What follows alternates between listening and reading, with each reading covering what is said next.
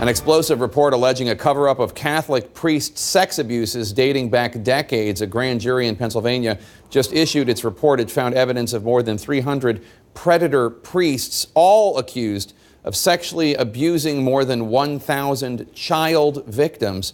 And that's just the witnesses who came forward. CNN's Gene Casares joins me now. And Gene, the Catholic Church has anticipated this report for weeks.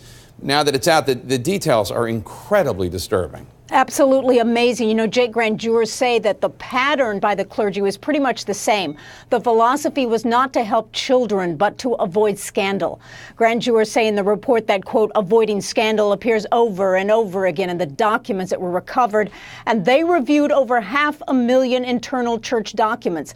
This 884-page report took 2 years. It was written by 23 Pennsylvania grand jurors who listened to testimony from dozens of witnesses and listened to those documents and read them, alleging child sex abuse in 6 dioceses in Pennsylvania.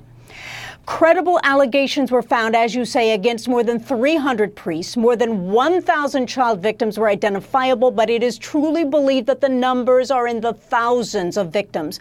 Most of the victims were boys, but girls were also victims. Some were teens, some were much younger. Some victims were manipulated with alcohol or pornography.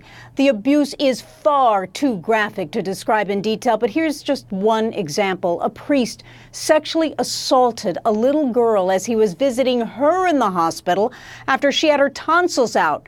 Grand jurors found that church leaders in every part of the state preferred to protect the abusers and their institutions above all. They wanted to cover up the cover-up. They sought to do the same thing that senior church leaders in the diocese we investigated have done for decades: bury the sexual abuse by priests upon children and cover it up forever.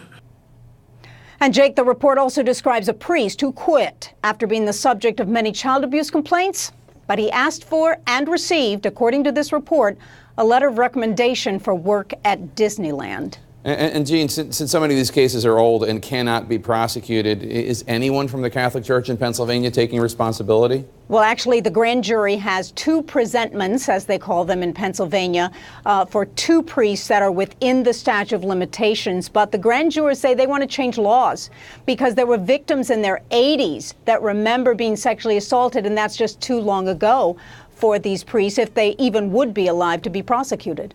All right, Gene Casares, thanks so much.